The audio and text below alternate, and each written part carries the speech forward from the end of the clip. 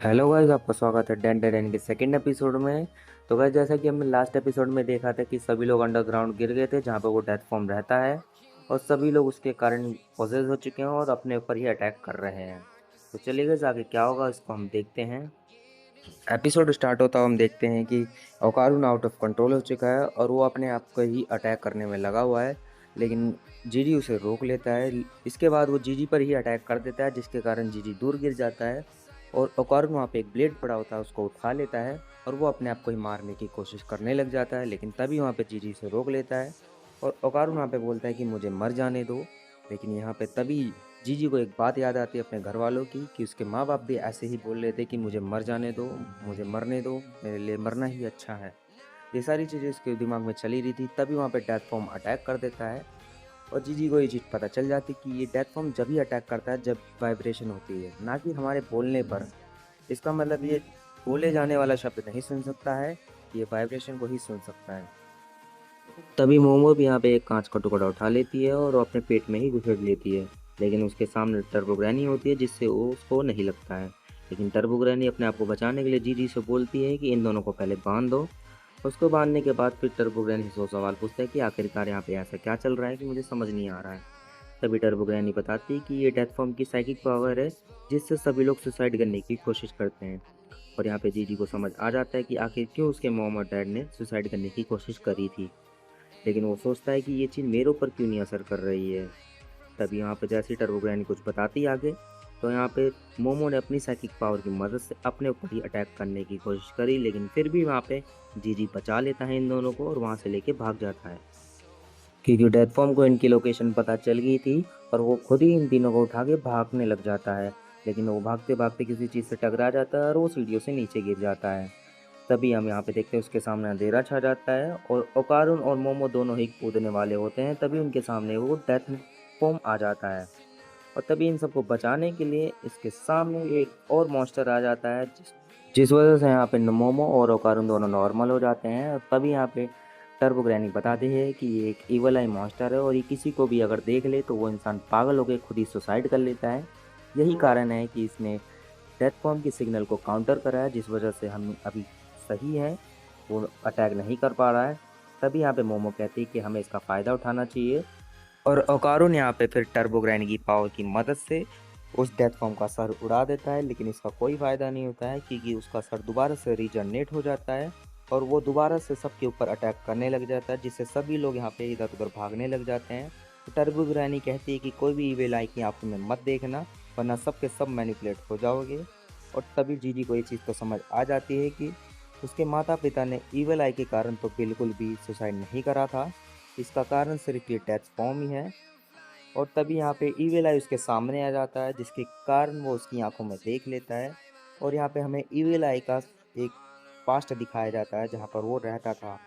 हम देखते हैं जब ईविल आई इंसान हुआ करता था, तब उसकी एक चाह थी कि वो उन बच्चों के साथ खेले जिनको वो देख रहा है, उनके साथ खेलना चाहता था वो। लेकिन उसको हमेशा कैद करके रखा जाता था और वो भूखा प्यासा रखा जाता था, वो भी इसलिए क्योंकि वो सरपेंट गॉड को एक बलि दे सके इसकी।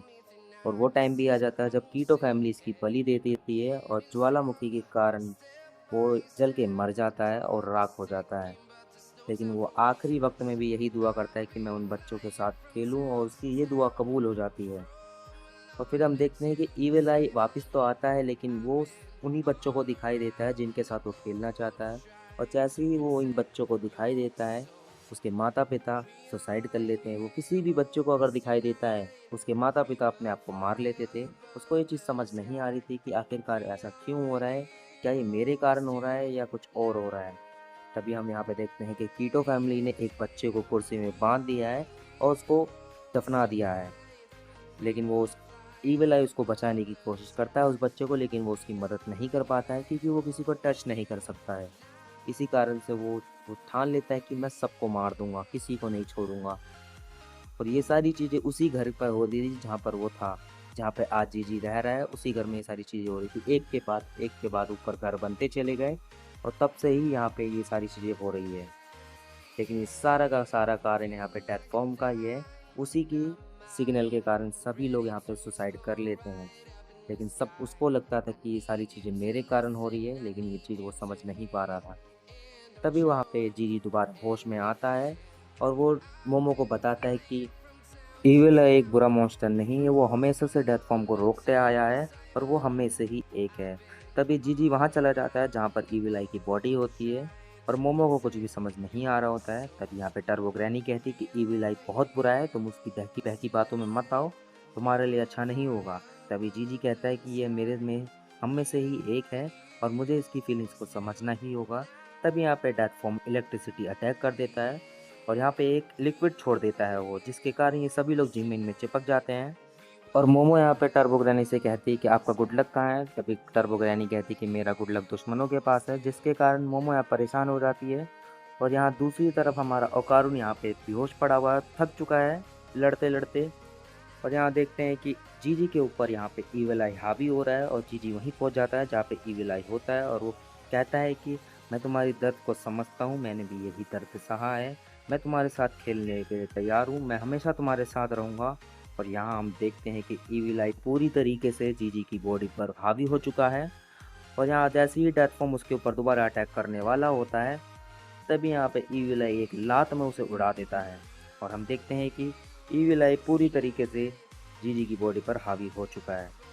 तब यहाँ पे टर्बो ग्रैनी कहती कि बचने के लिए तैयार रहो, ये अभी हम पर भी अटैक करेगा। और वो सही में अटैक कर देता है और कहता है कि मैं आप सारे ह्यूमंस को ख़त्म कर दूंगा, मैं बताऊंगा कि नर्क क्या होता है। तभी मोमो यहाँ पे जीजी को होश में आने के लिए बोलती है, लेकिन ईविल आई कहता है कि अब ये बॉडी मेरी है, बस अब तुम लोग देखते जाओ कि मैं क्या करूँगा। और यहाँ पे ईविल आई सभी की आत्माओं को इकट्ठा करके एक बॉल बनाता है, जिससे वो डेथ फॉर्म के ऊपर अटैक कर देता है और डेथ फॉर्म के साथ फुटबॉल खेलने लग जाता है और इसी के कारण डेथ फॉर्म वहाँ से भाग जाता है। तभी यहाँ पे मोमो सोचने लग जाते हैं कि जीजी के साथ ही ऐसा क्यों हुआ। तभी यहाँ पे टर्बो ग्रैनी कहती है कि तुम्हें अपनी दादी की बात याद है, तुम्हारी दादी ने कहा था कि इसके अंदर साइकिक पावर बहुत है और साथ में इसके अंदर फिजिकल स्ट्रेंथ भी बहुत है, इसी कारण सारे भूत सारी आत्माएं इसके ऊपर कब्जा करना चाहती हैं, इसीलिए ईविल आई ने इसके ऊपर कब्जा करा क्योंकि इसके अंदर वो सब कुछ है जो उसे चाहिए।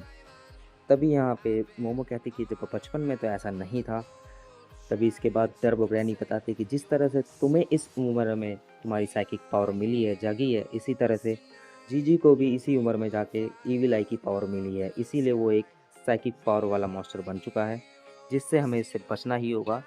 तभी इसके बाद यहाँ पे ईविल आई दोबारा से अटैक कर देता है उसी बॉल से, लेकिन इस बार तो बच जाते हैं लेकिन दोबारा नहीं बचते हैं और वो लात मार देता है ईविल आई और जाके दूर गिर जाते हैं दोनों के दोनों। और तभी यहाँ पे जैसे ही अटैक करने वाला होता है जीजी, तभी यहाँ बीच में ओकारुन आ जाता है और दोनों को क्लैश हो जाता है और तभी यहाँ पे ये एपिसोड ख़त्म हो जाता है। तो गाइज़ आपको क्या लगता है कि जीजी कैसे बच पाएगा ईविल आई से, कमेंट सेक्शन में ज़रूर बताएं। और गाइस चैनल को सब्सक्राइब कर दे, बेल आइकन प्रेस कर दे, जिससे हमारी आने वाली हर वीडियो आपके पास सबसे पहले पहुँचे। तो चलिए गाइस मिलते हैं नेक्स्ट वीडियो में, अभी के लिए गुड बाय।